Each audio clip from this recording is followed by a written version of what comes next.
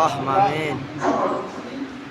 আমাদের দাওয়াতের পক্ষ সাংগঠনিক এবং বাইরের পক্ষ থেকে সাংগঠনিক আমাদের যে হওয়া দরকার সংগঠনিক হয় তাহলে অসংখ্য প্রতিযোগিতা অল্প সংখ্যক লোক বিজয় করা সম্ভব। কেমন সম্ভব আমি আপনাদের কিছু উদাহরণ দিয়ে বলব। আজ থেকে 30-40 বছর আগে আমরা দেখছি গ্রামগঞ্জে টাকা দিব করতে হবে, টাকা দিব, তারপর তো টাকাদের সিস্টেম পাল্টে গেছে। বাড়িতে রাতের দেখা যাচ্ছে যে টাকা দিব, যে গ্রামে একটু পয়সা লাগলো ধরাত্ম ব্যক্তি ওই বাড়িতে টাকা দেবো। আমরা দেখছি সারা রাত মানুষ চিল্লাচিল্লি করতো, আগো মগুলে আগো হাতি যাবি না লাগছে, কিন্তু সব দূরের থেকে কাছে কেউ আলো যায়। আমার প্রশ্ন, টাকা দিতে একটা বাড়িতে কতগুলি লোক যায়?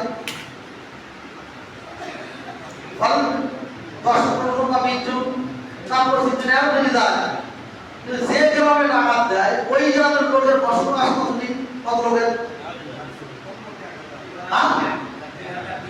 তাহলে 1,000 লোকের কাছে এই 25 জন লোক কি করেন? কিছুই না। কিন্তু তারপরে টাকাতে ভয় খরচ যে ভালো হয়ে গেলি ওই সিদ্ধি করে দিতে ভালো হয় না। তার কারণ হলো কি, ওই লোক তুমি হলো সংগঠিত, টাকার তলটা হলো কি সংগঠিত। আর গ্রামের যে 1,000 লোক আছে এরা কিন্তু আসলে অরিজিনাল গ্রাম সংগঠিত নয়।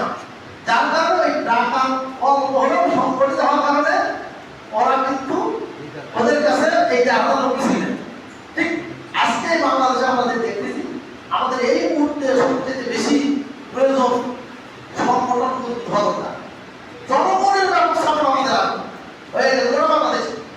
আলহামদুলিল্লাহ, আল্লাহ কোরআনের কথা।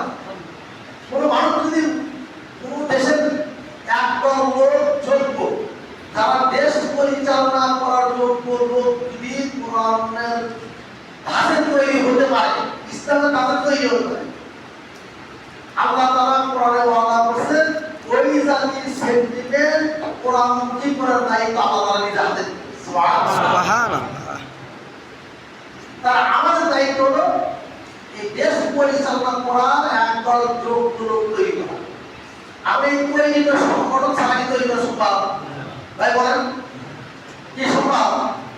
আমাদের এদিকে যেমন আমরা তাবলিগ দাওয়াত করছি, মানে এখন আছে আলহামদুলিল্লাহ তাবলিগ ভাইরা অনেক ভালো কাজ করতেছে। আল্লাহ কোরআনের আয়াত অনুযায়ী তাদেরকে ভালো কাজে আল্লাহ তাআলা বলেন তাআওয়ানু আলাল বিররি